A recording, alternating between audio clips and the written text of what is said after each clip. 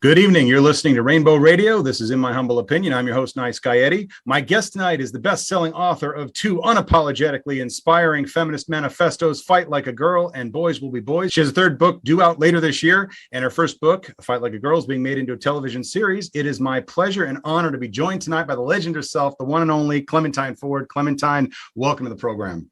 Thank you so much for having me. It's a pleasure to be here. So I want to get right into it. I want to talk about the first book, Fight Like a Girl. I'm curious how long at this point, just many people will be familiar with your background, your work. Some will not. When this book came out, how long had you been writing? What was your background at this point? What inspired you to write that book in particular? I'm going to have to give you a little bit of backstory on my writing career now. I came up in the mid-noughties, when blogging started to be really big. So actually just written an essay for a journal here about, how do you write? Which is sort of like the eternal question that writers get asked that there's really no real definitive answer to, because most of us just write in a perpetual state of self-loathing in our underwear in our kitchens, that kind of thing.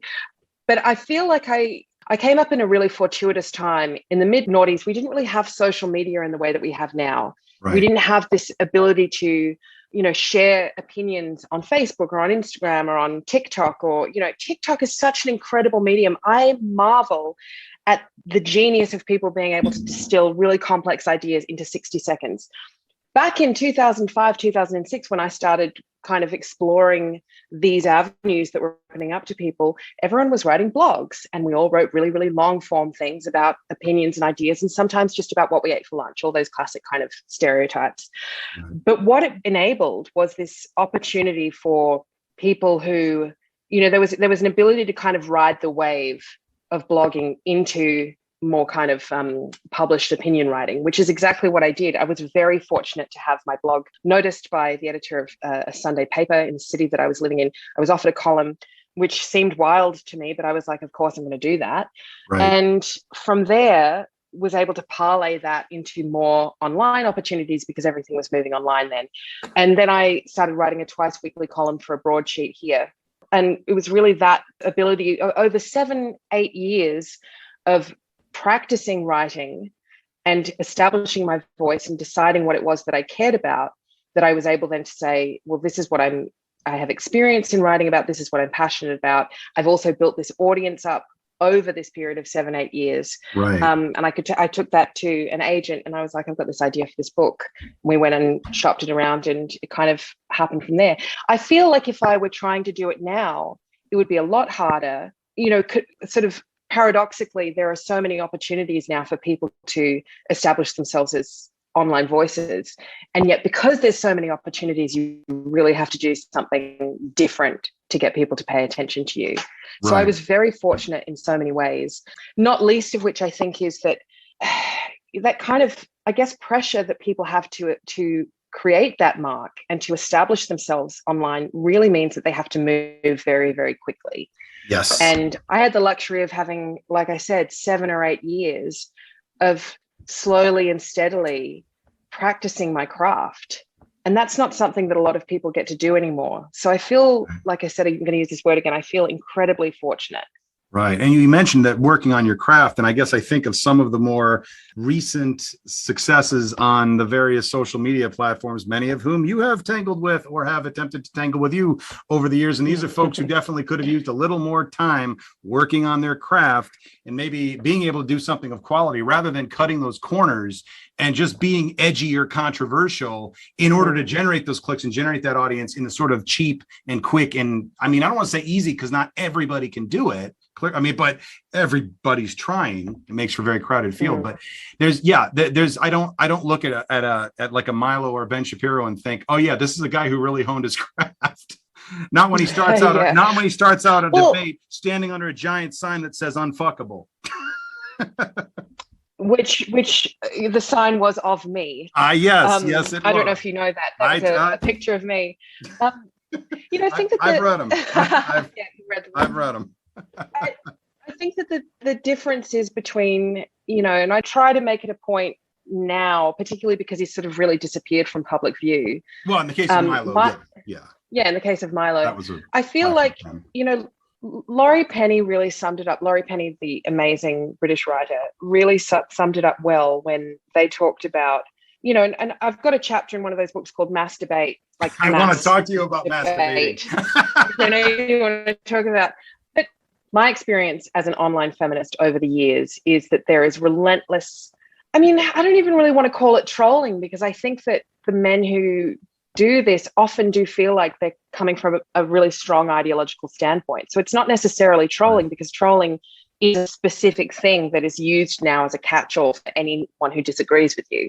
Right. It's hard to call Jordan Peterson but exactly. But, using him as an example, I'll have so many Jordan Peterson fanboys come to me and say, debate Jordan Peterson, debate. Well, why won't you debate Jordan Peterson? And sometimes also they say, I challenge you to a debate. Like, you're like, I don't know who you are. This idea that somehow you can just demand that people, quote unquote, debate you. And somehow if they refuse to do that, that delegitimizes their entire platform. I mean, not to sound like a massive wanker, but I've written 2 best-selling books. I'm not going to debate Mike, 15-year-old Mike, in his basement. Well, there's a great passage that you wrote. I've got it marked here, because this is a good lead into this. And this, there's not really a question. It's just brilliant. I just want people to hear it. But this talks about how to deal with that sort of. This is in the hate mail chapter, and it talks about how you should just block them, just block and delete them like a grown-up blocks and deletes. Okay, so you're censoring people now. What? You can't handle debate? Attempts to engage in meaningful discussion, explaining why harassment is unacceptable. Get over it. It's just a word. I get called words all the time. I don't cry like a baby. Loses temper, resorts to name calling and or sarcasm. I should have known you'd resort to ad hominem attacks. You feminists are all the same. You can't even defend your position without becoming abusive. And I mean, granted, you're going to get, the feminists definitely are going to get more than I'm ever going to get. But I read that and I'm just going, oh my God, like even I've experienced that exact order of events so many times. And it's like, you block them, because who cares? But it's like, there's a part of me that wants to say, no, I will debate you. I will take all comers. I will defend my position and educate the masses. No, I won't. I will waste my time and frustrate myself. Exactly. It's maddening. And, this is what I was going to say about Laurie Penny, that I remember, because Laurie, of course, is tangled with Milo over the years, back when he was kind of a thing. And Laurie has had people demand of them as well that they debate Milo.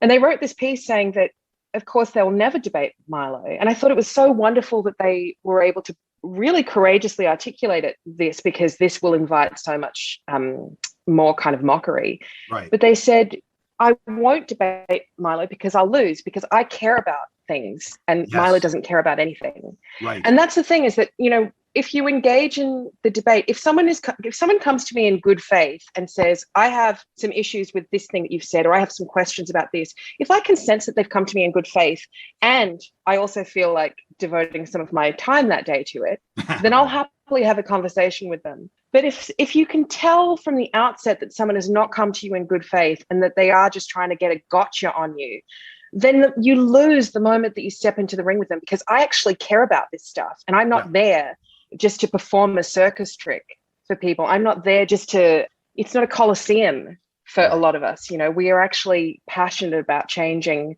and challenging injustice and changing the world. So it's one of those kind of catch-22s. You have to become okay, I think, if you're working in the space of social justice.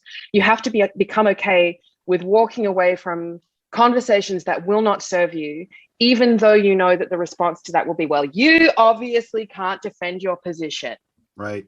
I can remember the first troll I had to block on my old blog back when we were all blogging. And it was like, every one of my readers is like, why do you let this guy stay? He's a bore. He derails every conversation, always ends up the same. He doesn't add anything. So, and I'm like, and I couldn't stand him either. So I block him. And then immediately I get an email. Oh, you just don't want to hear a conservative voice on your blog. And it's like, you can't win that. You really can't. And you're right. It's the caring about things, because the thing, and it's always left-wing people who, in Australia, it's confusing because obviously in America, liberals are left-wing people. And in Australia, our conservative government, so the equivalent of our Republicans, is called the Liberal Party. So we always have to be very careful about how we frame talking about liberals. Left-wing people, as you said, we do care about things. And we are always the ones who are expected to concede ground. We're always the ones who are expected to take the high road and to allow for a broad range of voices in our own spaces. No one ever, there's a saying here, I'm not sure if you have it in America, but there's a saying here that the right eats other people's babies and the left eats their own. No Yes. one ever demands of the right wing that they be, accommodating in this way. And the right wing rarely, maybe more so now, but rarely seem to go after each other in the way that the left uphold these ideological standpoints, as we should. We should uphold these ideological standpoints. But what it does is, in that kind of, again, that word debate, in that base between right-wing views and left-wing values, it means that the left are always expected to take the moral, or to kind of exemplify our morals in a way that is never expected of the right, because the right don't have any morals. Right, exactly. Yeah. Well, and it's the constant ref working. And you talk about this in towards the end of Boys Will Be Boys. And we're getting a little bit out of order here because I wanted to save this for the end. I got to tell you, though, right up front, the last third of this book, the last 100 pages, with the exception of the letter to your son, which was, thank you so much for that, because it really needed to end on something a little more positive. Than the last third of this book was probably the hardest 100 pages for me to read of my life. I could not read more than a page or two without even putting it down and stop. And for those who haven't read it, this is where you're talking about all of the various rape cases that get thrown out, all the various cases of spousal abuse, the family courts. And the reason I bring it up, and because it dovetails back into what they do with the debate demands and the media and everything else, is they're constantly working the refs. They're constantly playing the victim, having this persecution complex, even though they're the ones in power. They whine about things like liberal bias in the media. And I don't know about Australia, but the American media, and I believe the global media by extension, is 96% of it is owned by 5 huge for-profit corporations that derive their income from the sponsorship of other huge multinational for-profit corporations. That is not a recipe for liberalism. Okay, I don't care what the topic is. That's not a system. And then on top of that, you go onto Facebook and they talk about how Facebook and Twitter are biased against conservatives. And yet you've had Facebook bans. I've had Facebook bans.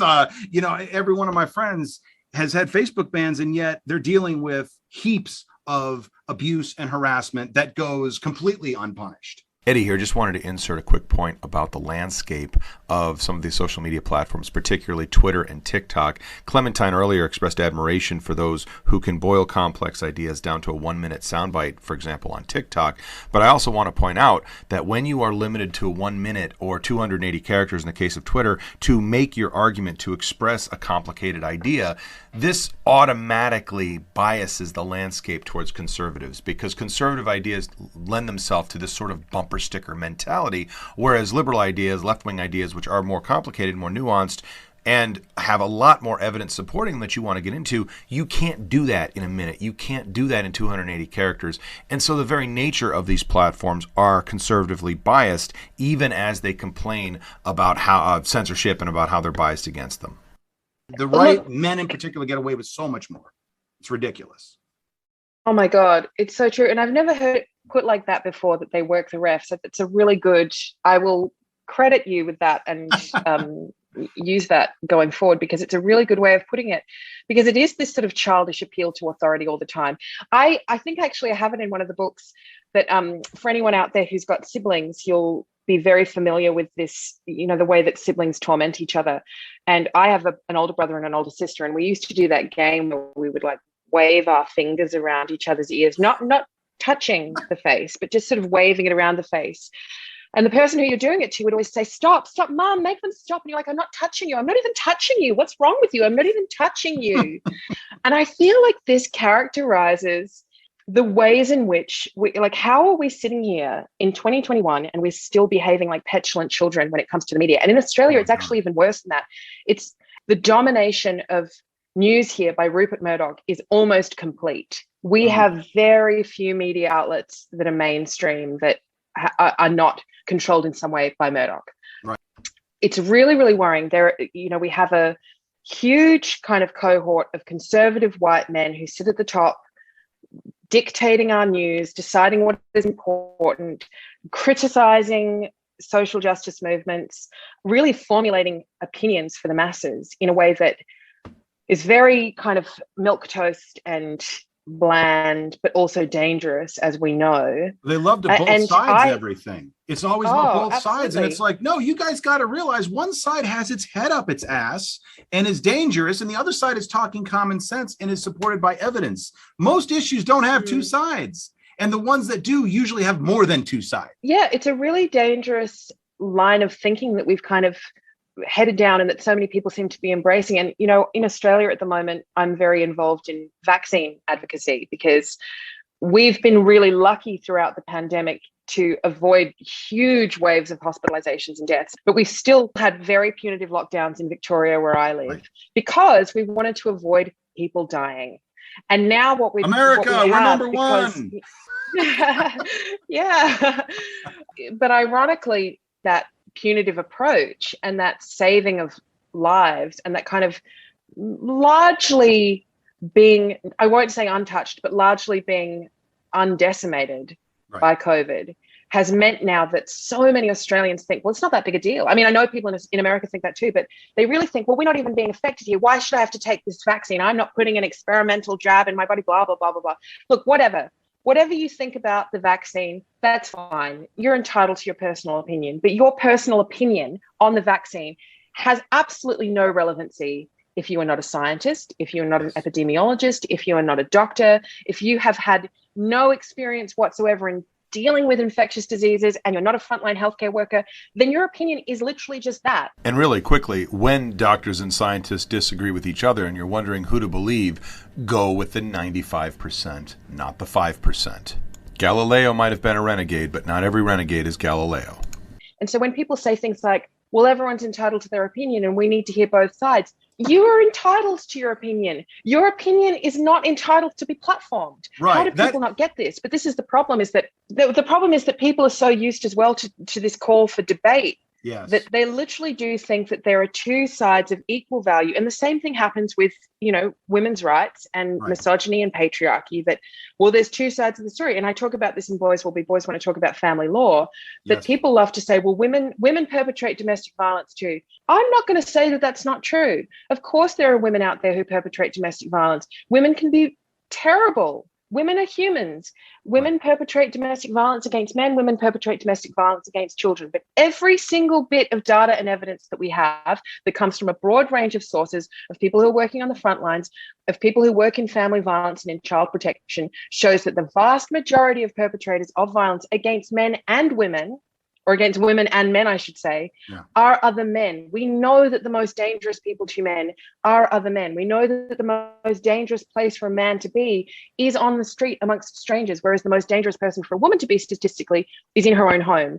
So when people say things like, well, women do it too, what they're doing is subtly trying to discredit the need for us to address male violence against women and men and children, by suggesting that somehow, because women do it too, it must be an equal and opposite level of perpetration. Yeah. So women must do it in the same numbers as men, and they must perpetrate it to the same extent.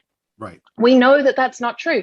And one of the things that I've started doing when men use that argument, or when men say not all men, or most men are good and do some kind of, why are you being so paranoid? Anything that women are met with whenever we say, hey, can we just talk for a minute about the fact that we have very legitimate fears for our safety. And not only do we have legitimate fears for our safety based on our experience of being women in the world, but also because you, men, tell us that we need to be careful all the time because you understand on some level that there is danger out there for us. You just want to be able to control the narrative of who perpetrates it. Right. One of the things I've started doing is turning around and saying to men, have you ever been afraid of men? If you're walking on the street at night and you're approached by a big group of men and you sense that maybe they've been drinking, are you afraid? Because I would bet money, I don't think that I'm wrong in saying that almost all men would, if they're honest with themselves, say, yes, I have been afraid of men in my life. And I've been afraid of women in different ways. I've been afraid that women might mock me. I've been afraid that women might laugh at me. But I've never been afraid that a group of women might beat the shit out of me or kill me. Right. Yeah. I mean, there's a comment I have here, and I'm curious, when you talk to these folks, does anybody actually deal with the arguments you make? like, because what you just said is absolutely true. It is backed up by data. It is backed up by common sense. As you say, could a woman hurt me? Well, yes, but it's a lot less statistically unlikely. Could a man hurt me? 50-50. I'm an average sized guy. So yes, absolutely. But that's not the same. That's not the, No. And the right do love a binary argument. So it's all or nothing. And if it's not all, then it must be nothing. And that's where we get the ref working and the both sides, why liberal bias is such an effective tool, because it forces you to take this both sides approach. And it's like, no, it's reality that's liberally biased. It's not, it's the data, it's the evidence of what actually happens. Yeah. And one of the interesting things about the right-wing narrative about this is that I said it before that the right wing has no morals, and they would argue black and blue. Of course we have morals. We've got good Christian values. No, it's actually, I contend that the right is amoral because it's hyper individual. It's all about the success of the self, and it's all about power and control. And to me, that is amoral. Yes. Immoral, amoral. Sometimes even I get tripped up on words. No, absolutely. Yeah. I think that what's really interesting about that is that the right wing, and particularly right wing men like Ben Shapiro, who you mentioned before, would absolutely come out and argue that we need to have traditional gender roles because traditional gender roles protect women from male violence, that women should have men protecting them, that the role of a man indeed is to protect women. And so then you say, okay, from who? Who are these women being protected from? Because they have to acknowledge. They can't argue without acknowledging that what they're striving for women to be protected from is men. That is what their whole argument hinges on, that women are susceptible to male violence, and we need to be the ones who have some kind of control of them so that we can protect them from this. But really, the reason that they do that, and the reason that men like this, and a lot of men, not all men, but a lot of men get very uncomfortable when women talk about, and when women like me particularly write entire books about the threat of male violence, and refuse to kind of provide these caveats all the time. Because look, as far as I'm concerned, if it's not about you, Eddie, it's not about you. If you don't feel personally targeted by me talking about male violence, then I'm not talking about you. Right. You shouldn't need to have it qualified to you that I, of course, don't mean all men. Right. Because all men may not hit women, but a lot of men stand by while other men talk about women in negative ways. A lot of men tolerate the locker room talk and say nothing. Right. Because, spoiler, they're afraid of other men. And they might not be afraid of men. Oh my God. They might not be afraid of men hitting them, but they are afraid of men excluding them. Because one of the ways that patriarchy works is by bringing men together in a system of brotherhood and fraternity and allegiance, and making men feel like the most important thing that they can do is signify their support of each other, circle the wagons constantly, because the threat of being excluded from masculinity and excluded from patriarchy is so strong. And it works with women by dividing women from each other. So it says to women, be the official woman in the room. Don't be the feminist. Make sure that men know that you're not a threat to them. Make sure that men know that you will support them above all others. That's how it works. Right. So when right-wing men say, well, women need men to protect them, and we say, well, from who? Because if I say that women need men to protect them, you turn around and call me a misandrist. You say that I hate men. So let's talk about why it is that you, a man, gets to decide who I, as a woman, need to protect myself from, because that means you can always make it not you. Right. Well, and we know, I mean, it's very clear, again, somebody should write a book. It's very clear, where the actual physical threat comes from. But I'm curious, and you've written about this as well. You mentioned the official, what would you say, the official women, or the official woman. Yeah. The only woman in the room. Right.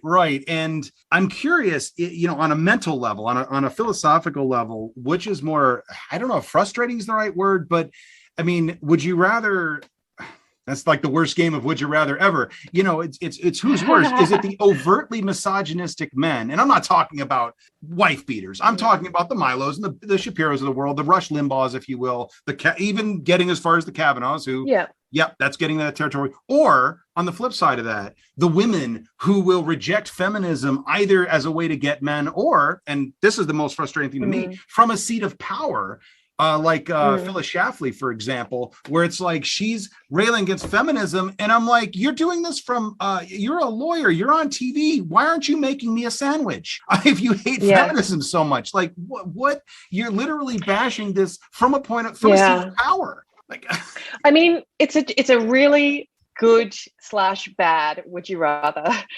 I feel like, so in Fight Like a Girl, I've got a chapter called Women Against Feminism, because I don't know if you remember, but probably about 8 or 10 years ago, there was that big kind of Tumblr thing of like, I'm a woman against feminism because, and it's a real pick me thing, you know, it's a real official woman. I'm going to be the one that, you know, swims in male praise by rejecting all of these terrible feminist values that are actually have fought for me to have my right to speak. I think that ultimately, women who engage against feminism, or women who position themselves against feminism, are traitors to the cause, but their motivation for doing it is very different to men who espouse misogynistic views and values. Because to a degree, and I don't forgive it, particularly when it's not people like Phyllis Schlafly, when it's people like Ann Coulter, and, you know, the Trump supporters, any woman who has ascended to a position of power and is still from that, as you said, seat of power, using that privilege to keep other women out and to maintain her own power by proving constantly her allegiance to men, I find reprehensible and disgusting. But I think that generally speaking, women behave in misogynistic ways as a form of survival.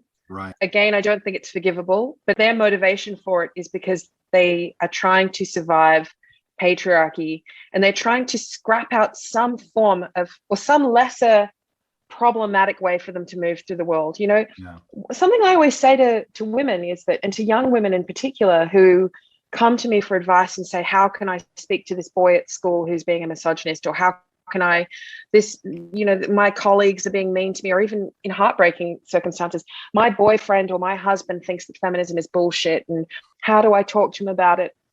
And one of the things that I always have to say to them is, there is no way that you can talk to some of these men that will not result in you being bullied and mocked and abused for it. Because being a feminist is, by its very nature, something that positions you outside of the mechanisms that keep the world moving. Being a feminist positions you as a threat to patriarchal rule. And everyone who's been indoctrinated into patriarchy, even men who think that they support women, but who have never practiced questioning patriarchy, or even thought about the ways in which patriarchy oppresses them, will retaliate in some way. So being a feminist is often a very lonely place to be. Conversely, men who are misogynists double down, particularly men with power like Rush Limbaugh and Ben Shapiro and Trump, you know, all of these white figureheads of the misogynistic patriarchal movement. They double down on it because they're preserving their power. So the motivations are very different. So I will always hold those men to account more than I will the women who are just trying to survive patriarchy. But I think that at some point, those women have a fucking case to answer to. Right. Even if it is like, I guess as you're saying all this, I'm thinking like this is their way of dealing with it. This is their way of getting ahead and of somehow breaking the system, but they kind of make a deal with the devil there to do that. Eddie here, I just want to interject something really quickly. There's a saying that I often use, that men of quality are not threatened by women of equality. And where I got that from, in what is probably the ultimate self-deprecating snowflake moment, I first saw that crocheted on my therapist's pillow. I'm getting back to the first book, to Fight Like a Girl. I'm curious a little bit, and you bear with me a moment, because it's going to seem like an obvious question, but I got to tell you why I'm struggling with, or why I'm asking it, is who were you writing this for? Who was your intended audience? And I asked that because as I'm reading it, and I guess enjoying isn't quite the right word, but I mean, it's challenging me. It's very stimulating. And I'm thinking, you know, who I should recommend this to? My wife. Yes, guys, I not only read feminist literature, I recommend that my wife does. But so I start telling her about the book, and I'm telling her about, and I do want to get into the first half of this, which is your very personal experience growing up. And as I'm describing it to her, she's going, I feel like I'd be reading this book saying, yep, yep. And I realized she doesn't need to read this book. She's lived this book already because it's a very universal experience. And then I'm thinking, okay, well, maybe my stepdaughter, because she's got some of that pick me stuff going on. She's the YouTube junkie. She's the one that has found those clever guys, that have their channels and they play video games, or they play pranks, or they review movies, but inevitably you watch enough of their videos and you get to why feminism is a cancer and women are ruining everything. And she's showing me this stuff and laughing. And she's like, I'm not a feminist. What? Meanwhile, she will make feminist arguments and espouse feminist points, but she rejects the label utterly because everything she knows about the label she got from douchebags on YouTube. And so I'm like, okay, so she's not ready for this. There will be a time in her life that she will need this, but right now I would get laughed at. And I don't know, maybe how old is she? 16, high school. High school. And, and again, like everybody at that age, struggling to fit in, find herself, get to know who she really is, figure all that out. And it's not something that you appreciate at that age. I mean, I'm 47 and it's only pretty recently that I've kind of like, yeah, okay, I know who I am. I've kind of found where I'm supposed to be in the world and what my values really are. And at 16, yeah, you think you have it all figured out. And well, when you're, and I've asked my wife, I said, hey, the next time she says she hates feminism, can I tell her to go make me a sandwich? Can I do that? Because what do you think? You like, I'm listening to your opinion because of feminism. Like, that is what got us here. Come on. Yeah. And then I think, well, maybe it's men. Maybe men need to read this. And then I'm like, that'll happen. So who, like, as you're writing this, who is this for? Who did you want most? It's a great question. It's a great question. And it's actually one I've never been asked in that particular way before. Who did you write this for? Because most people assume that I wrote it for women. I mean, the answer is I wrote it for everyone. And I think that, talking about your stepdaughter in particular, don't be too hard on her, because I wrote this book and I'm like widely reputed in Australia to be one of the most man-hating feminists there are, because of course, if you express any views that distinguish you, as Rebecca West said, if you express any views that distinguish you from a doormat, then of course you're a man-hater. Right. I mean, I'm paraphrasing, I shouldn't say it exactly that way, but right. I was a teenage, not a feminist pick-me as well. I grew up wanting boys to like me because this is what patriarchy does. Patriarchy indoctrinates women into doing its dirty work for it by making us feel that if we don't sign up to patriarchy and if we don't endorse men at all times, then there's something wrong with us, because the most important thing that we can have as women, value to men, and we're only valuable to men so long as we're supporting men. The most beautiful, marketably attractive, marketably model-esque woman in the world will be deemed a disgusting Harrod and Shrew bitch cunt whore by men if she expresses feminist views. We know that that's true. So I feel like you're looking at those three demographics that you've mentioned, your wife, who feels like tick, tick, tick, this book will not teach me anything, which is fine. It might not teach her anything. Well, perhaps I was picking the wrong way to try to sell it to her. In it, Well, no, but I also think that I also think that we underestimate how important it is to be seen. And particularly we're still fighting the feminist fight, and we're still used as women and as feminists, we're still used to being discredited and being mocked. So for that woman who feels like, I would probably look at this book that I've written and think it's not going to teach anything new. It's going to feel like hanging out with girlfriends and not having to justify my experiences, because this book will tell you that your experiences happened. This book will never say to you, did it really happen like that? Are you sure you meant it that way? This book lays it all out and says, what you've experienced in the world is real, and don't let anyone else tell you otherwise. And also, by the way, here's a bunch of examples of shit that happens to other women too. Right. For your daughter, I feel like, I've had a lot of teenage girls who've written to me and said, I thought I wasn't a feminist and I read this book and it completely changed my life. Because it doesn't speak to them and say, I don't even think it says men are bad. I mean, this is one of the biggest misconceptions about me, is that I hate men. But of course, patriarchy has always reserved the right to define feminism as against it in order to discredit it and ridicule and mock it. Yeah. Of course, girls are learning from men about what feminism is, because men reserve that right. Right. Why can I not, as a feminist, stand there and say, well, actually, to me, this is what feminism is. It's not about, I don't even feel the need to say, it's not about man hating, because that's irrelevant to the scenario. Right. Why in a world where 1 in 3 girls are going to be sexually assaulted or experience relationship violence in their life, where, you know, one woman every week and 3 women, I believe, every week in America, maybe it's 8 in America, I'm not sure on the American statistics, but 1 woman every week in Australia is murdered by a partner or ex-partner. Right. Why, in these scenarios, do we always have to lead by saying, but of course it's not about you men? Why are men so fragile? This is what I would challenge any man who's listening to this who feels like picked on right now. I would ask you to really like come with good faith and sit there and explore, like sit there and think to yourself, why do I feel so challenged by this?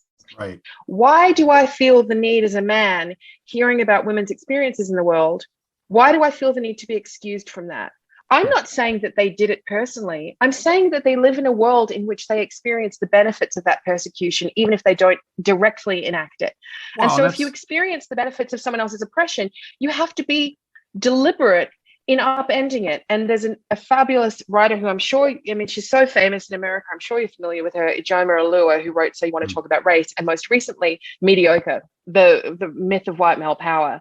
And she said, look to where your privilege intersects with somebody else's oppression. That is the piece of the puzzle that you have the power to help destroy. Right. That is what we all need to be leading with. All these people say, well, I'm a good man. Stop, implicating me in this feminist stuff. If you're a good man, prove it. Yeah. Be an agent for change. Right. And I'm going to commit one of the sins that I'm going to mention here, but I have to put this out for the record. I did not really broadly feel called out by either of these books. Okay. And it's not really a good look if you do. If you're talking about rape culture and you get all huffy, that's not a good look, guys. Okay. That's a confession. What are you feeling defensive about? There were three times in both books, or exactly 3 times, that I definitely said, all right, you got me. One was there was a bit about different types of the nice guy. And I have to say, I took that handle back in like the 90s before this whole I'm a nice guy thing on the internet started, but screw them. I'm not giving it back. It's mine. I'm keeping it. But it was the whole, like, when you get into a new group and you're trying to establish your cred and you're trying to get involved in, whether it's feminism or gay rights or trans rights or whatever, I need a cookie. Give me a cookie. And I've definitely been guilty of wanting that cookie. I've never gotten it, but I've always been. I have that one. I try to be better about that. But unfortunately, this whole thing right now sounds a lot like I want a cookie. I don't. I just want to say it's not good. If you feel called out by discussions of rape culture, you really have some thinking to do. There was a bit about on the domestic violence front, and you talk about the only time that men want to do something about rape or violence against women or whatever, it's always in the form of a violent revenge fantasy. Well, if I knew a guy had raped somebody, I'd go kick the shit out of him or whatever. And you said sarcastically, yes, because nothing will stop violence like more violence. And I have to say that I'm of the mind that you could do an entire like week-long program on politically motivated violence throughout human history, and whether or not there really is a place for it, or if we can get rid of it, or if it's ever justified. There's so much to go into there, but that was one where I was like, yeah, if we disagree on anything, I think that one line, I was like, I can't give you that one just yet. But there's, like I said, that's such a deep thing. And then finally, and this was another little LOL here, you had a list of 7 things that you want men to do.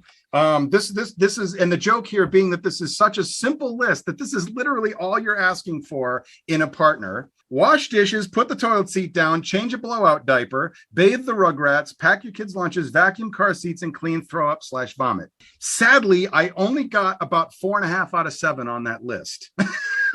So a little bit called out there. Well, okay, so I cook a lot, and you didn't have cook on that list, so I should get a point for cook because I cook more. Well, that's not my list. That's not my list. Oh, that was an example that I used. No. Let me just clarify for your listeners. That was an example I used in Boys Will Be Boys. I have a chapter called A Woman's Place, and it's about gender roles in the home.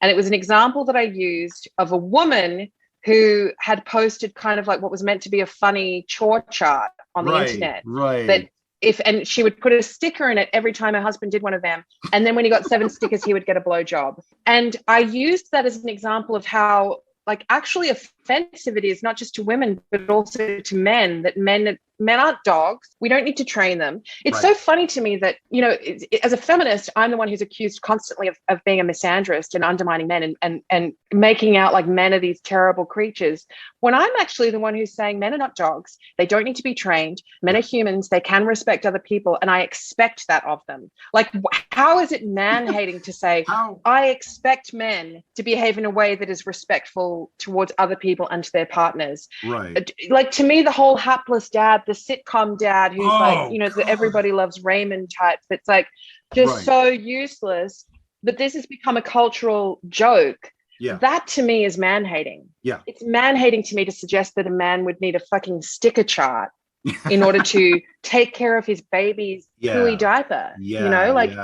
That, I find that really, really abhorrent. Eddie here, just interjecting on a quick point here. It's funny that I have seen men complain about liberal bias and whatnot in Hollywood because of those very sitcom-y tropes, also television commercials that suggest men are useless around the house.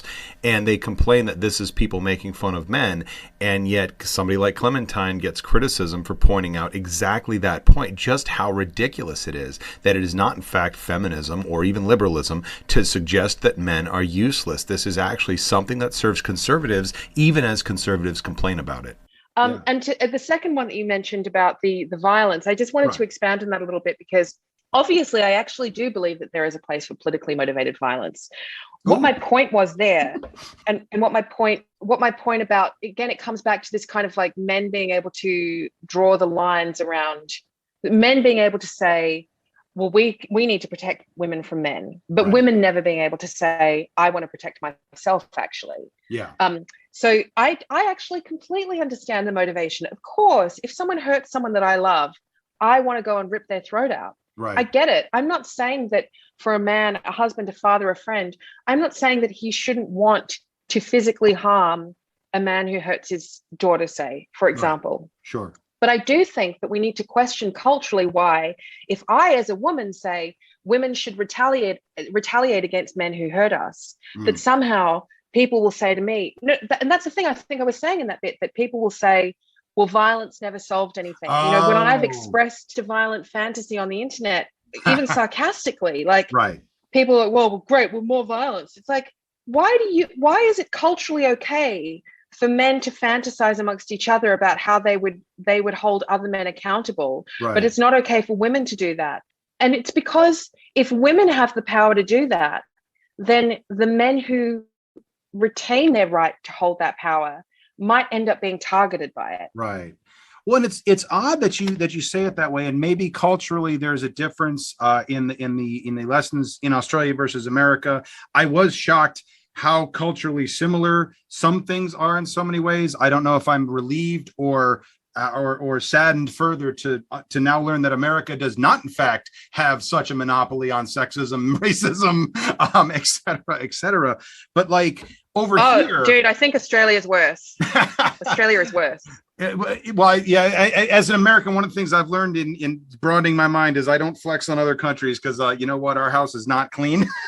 Not as long as Donald Trump was one of our presidents. Like, no, but like over here, for example, like, do they, what is like rape prevention or women's self-defense look like in Australia? Because we will encourage women to carry mace, women to buy Kubotans, women to take martial arts lessons.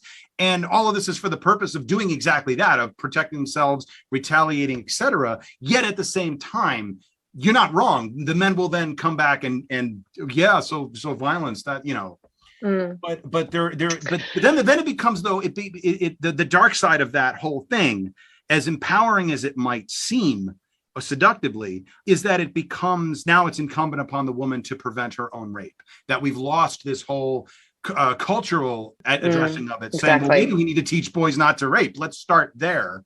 And it becomes, well, we you have mace, you have access to guns, at least here, you have, knives, Kubotans, clubs, martial arts training. Clearly, you can protect yourself. If you get raped, it's your own fault. And that's where it's a very thin line between those two. Yeah. I mean, I very much appreciate that. Can I just speak to that? Oh, yeah, absolutely. I really appreciate that in Australia we have very, very strict and tight gun laws. And we've had them for at least 25 years since, massacre occurred in Tasmania. Yeah. And our government responded. It was basically the only good thing that John Howard, our Prime Minister, did at the time, who was an incredibly conservative white man, but responded by doing a gun buyback program. And basically guns are now, they're not illegal. I mean, you can get a permit to have a gun, but you can't like carry a gun down the street. There's no such thing as like, from my cold dead hands, will you pry this gun? We don't have an NRA here. We do have a lot of people who would love to relax gun laws, but I'm very glad that we have a government, I think, that will always respond to having strict gun laws. So we don't have to worry about gun violence because, of course, as well in America, one of the biggest risks to women and children's lives in domestic abuse situations are guns. Right. But what I find interesting about that is that once again, it's this constant reframing of the problem, and it's the finger around the face. I'm not touching you. It's the shifting of the goalposts. Yeah. It's saying to women constantly, you need to take responsibility for your protection. You need to be careful. You need to not walk home at night. I mean, it's really interesting. Going back to the vaccine thing very briefly, it's very interesting to me to see so many kind of conservative white men in particular talking about how they won't have their body controlled. They won't be told that they have to wear a mask. They won't be told where they can go and where they can't go, or how they must limit their behavior in public. Because it's like, and they talk about liberty and freedom. It's like, do you know what it's like for everyone in the world who's not a fucking white man? Because Black people in America constantly have to limit how they move through the world in order to not be shot by cops. Right. Women need to change how they move through the world in order to not be sexually assaulted. Because as you say, if we are sexually assaulted, then the questions immediately are, well, what was she wearing? Yeah. Where was she? Who was she talking to? What was she doing? It's never, why did this man do this to her? Right. If they even believe that he did it to her in the first place. So what I would pose to you, to people listening, and you don't seem to be someone who supports guns, which is great. But what I would pose to anyone who thinks, well, women need to be armed in order to protect themselves. Now, look, I know a lot of women who would love to be fucking armed so that they could protect themselves. But that's not my vibe. But I understand why they would want that. But say you and I are walking down the street and it's nighttime and I'm walking home and you're walking a little bit too close behind me. And you might even say something to me that suggests that you're a threat. You might catcall me, or you might say something that's very overt. And I turn around and I pull my gun out and I shoot you because I think this is a reasonable, rational threat. Right. That this man could rape me. Yeah. So I'm going to kill him before he does it. Yeah. Do you think that anyone would say, well, she made the right decision there? Exactly. What if I killed your 22-year-old college lacrosse playing son because he said something to me in a bar, or he made a rape quote unquote joke to me, or he even threatened me? I'm going to come and get you. Right. And I shot him before he could do that. Are people going to support that? So they say to women, arm yourself, use your guns, use your mace. Like, we need to have women, with guns in the street. But they don't mean kill men who threaten you. They mean kill men who we believe are expendable. Kill men who we accept are threats to women, which generally tends to be poor men, men of color, homeless men, drug users. Yes. It's never privileged white men. No, and that's exactly right. I mean, because if you turned around and shot and you ask, would they say she did the right thing? That is very much a function of the color of that man's skin. At least in America, totally. I assume it's the same down there. And the flip side of that is, if you were raped and you didn't shoot somebody, they'd be like, well, clearly, I mean, she had a gun. She could have done something about this. She must have consented. Yeah. And it's like, but also, do you know what really pisses me off as well? Sorry, because I'm very angry about this issue, obviously. By all means. I, as a woman, I don't want to be raped. I also don't want to kill someone. Right. I don't know. Have you met people though? I mean, they're No, but I think it's the same as saying to teachers, well, teachers need to be armed in order to protect their students from shooters. Yes. If I were a teacher, it makes me want to cry thinking about it. The most horrifying thing to me in the world that you would say to an educator. Yeah. Also, by the way, you need to be willing to kill someone.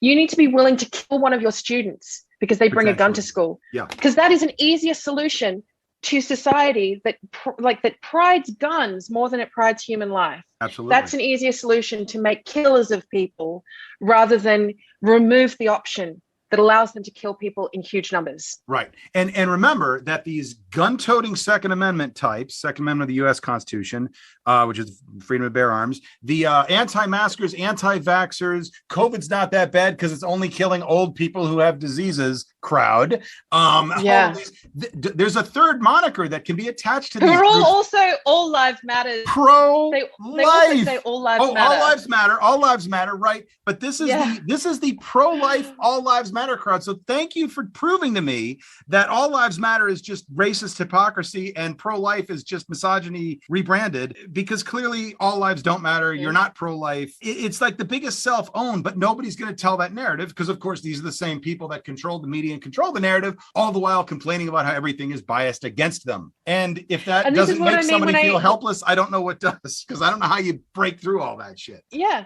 This is what I mean by when I say that they have no morals. They have no integrity and no ethics, because their arguments are so easily dismantled and proven to be exactly what they are, which is self-motivated, self-obsessed, self-aggrandizing privilege. And if you to me, being, and I've gone on a big journey with feminism since I was young, because of course I'm a white woman, and 20 years ago when I was beginning to learn about feminism, mainstream feminism was very much focused on liberal white feminism. The enormous privilege that I feel I've had to live in a world now where I get access to so many more diverse voices, precisely because of that kind of accessibility of social media now, that it's a great leveler. And I feel like the ways in which I've had uncomfortable moments frequently. I have them every day where I brush up against my white privilege. Absolutely. And I brush up against my class privilege. And I have to remind myself that being part of a social justice movement, even if you don't consider yourself to be part of a social justice movement, being part of a society in which we want people to have basic decency, to be treated with basic decency, to be treated with basic respect, to not fear when they go home that they'll be beaten, to not fear that they'll be raped, to not fear that, to look at children. Again, and I feel like I cover this in Boys Will Be Boys. One thing I would love to leave your listeners with is that hearing a feminist speak fiercely about the rights of everyone to live with dignity and the necessity to dismantle patriarchy is not about elevating women over men. I see men in different ways, but to equally as damaging degrees. I see them as being victims of patriarchy too. And if men honestly sit down and explore that within themselves, they will know that to be true as well.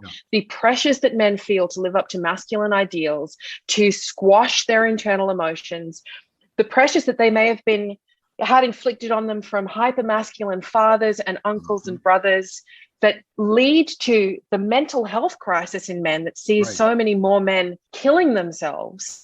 Like, these are all feminist issues. I don't take pleasure in thinking that men are depressed. I think that men are depressed for a reason, and it's not because of feminism, it's because of patriarchy. Right. Except that and this is where it's so frustrating to listen to these online YouTube douchebags and everybody else, that you talk to and that we all know who these people are, is that they will argue things like, well, the feminists aren't talking about the crisis with men's mental health.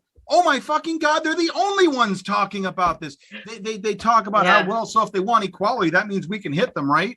That means they're going to pay their way on dates, right? And I'm like, okay, if the only lesson you get from feminism is that you get to treat women worse than you already do, you are a special kind of garbage. But I agree. And on top of that, if you're so cheap and so broke that you have to make your female company pay for the privilege of your company, dude, date a feminist, because the more feminist she is, the more likely it is she's going to want to pay her own way. Like, have you ever actually met a feminist? My God. Yeah.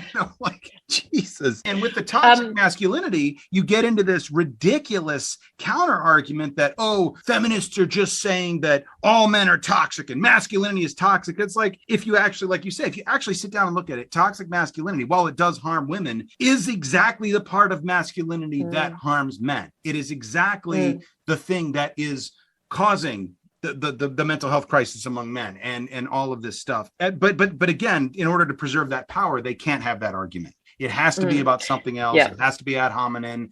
It has to be about ugly lesbian men hating feminazi, blah, blah, blah, you know. Well, it's because patriarchy, one of the things that patriarchy, and a lot of this stuff is like, it's that old cartoon of like two fish swimming in the water, and one mentions the patriarchy that one fish mentions the water. How's the water today? And the fish is like, what's water? Because we're swimming in patriarchy. A lot of people, like when you're born into a system, you live and breathe it. It's not visible to a lot of people, but it is noticeable once you start kind of clocking the ways in which it consigns people and co-opts people into perpetuating it. You know, if I thought that all masculinity was toxic, I wouldn't say toxic masculinity. I'd say masculinity. Exactly. I don't believe that all masculinity is toxic. I believe that patriarchy, in order to preserve its own power, patriarchy weaponizes certain things against men that are toxic and that are harmful towards other people and harmful towards men themselves. You know, I look at my child. I wrote, as you said, I wrote the final chapter of Boys Will Be Boys as a letter to my son, and it's a wish really for what I want for him in the world. You know, I don't want him to grow up feeling like he can't express his feelings because someone will say that he's gay or he's a sissy, or apply perceptibly feminine traits to him in order to emasculate him, because of course the worst thing that a man can be is like a woman. We're going to have to cut this short because that's about all the time we have tonight. However, there's so much more to this conversation. It was just no way to get this down into a single show. So Clementine will be back next week. We're going to pick up this conversation where we left off. So I hope you will all join us because there's still so much more to talk about. We haven't even really gotten into the second, actually into either of the books yet. We've spent most of our time just talking about the broader ideas that they talk about. So I hope you will join us next week. As always, if you have any questions or comments about anything you've heard here so far in the conversation, please feel free to email me at niceguy9418@usa.com. You can find Eddie Cabot on Facebook. You can find Nice Guy Eddie, and in my humble opinion, on YouTube. You can find my blog at eddiecabot.blogspot.com. You can leave me a comment anywhere there. You can also tweet me at NiceGuyEddieCab. I hope you will join us again right here next week at 9 p.m. Eastern Standard Time. In the meantime, please enjoy the rest of your evening and keep it tuned to Rainbow Radio.